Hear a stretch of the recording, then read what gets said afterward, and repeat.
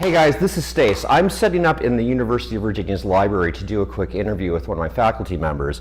But you can probably already tell, even though I'm using a good camera and a second good camera and a really good microphone and balanced cables, I still have some kind of audio issue. As you can probably hear, and you can also see on the meters on the camera, there's some kind of electrical buzz or hum in the background that I just can't seem to get figured out.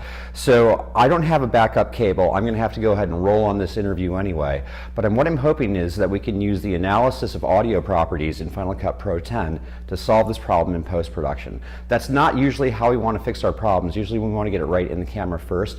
But every now and then there's something you just can't get figured out on set that you need to fix in post. So what we're going to do is we're going to go ahead and record this interview, and let's get into Final Cut and see if we can figure out what the heck is going on here. All right, fingers crossed. In Final Cut Pro, let's open the import window using the keyboard shortcut Command-I. On the right-hand side of the window, we have a number of preferences we can set for how the media will be transcoded and analyzed. The bottom pane gives us our audio options, and you can see we've got three items here.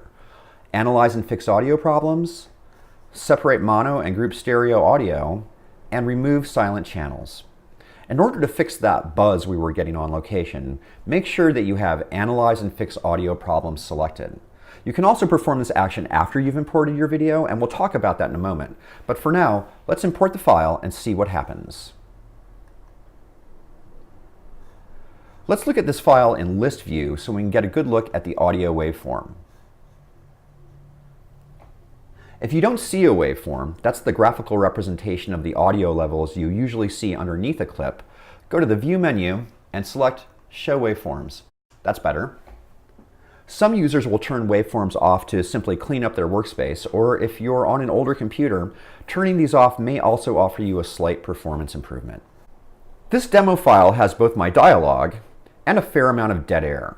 I left the camera running for a few seconds so we can really see and hear what's happening with this audio problem. All right, fingers crossed. Except now that we've imported this file, while I am hearing a bit of room noise, that buzz seems to have disappeared. To better understand what's going on here, let's open the inspector and select the Audio tab. We'll want to make sure our practice file is selected to ensure we've got the right context. Looking in the inspector, it's hard to miss that potential audio problems were in fact detected. Let's go ahead and click that disclosure arrow to the right, and we can see from the blue icon, or switch, and helpful message to the right, that the hum was removed by Final Cut Pro. Just to confirm this, we can toggle the setting while playing back the file to hear the difference. Figure out what the heck is going on here. All right, fingers crossed. Wow, that is really impressive. You might also notice that you have the option to select one of two frequencies to eliminate in the inspector, either 50 Hz or 60 Hz.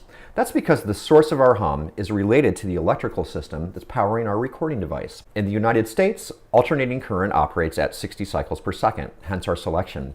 In most of the world, power operates at 50 cycles or hertz. If there's a grounding problem or you're in a building with old wiring, as we were for this shoot, you'll get this regular, predictable, and easily fixed hum. Hum removal and other audio enhancements can be applied to import, as we did here, but can be applied at any time to clips in the browser or even clips in the timeline by selecting the problem clip, going to the audio enhancements section of the inspector, and turning the option on or off with the blue switch. Unfortunately, we can't do much to fix the talent in this shot, so that's going to be it for this lesson. Thanks.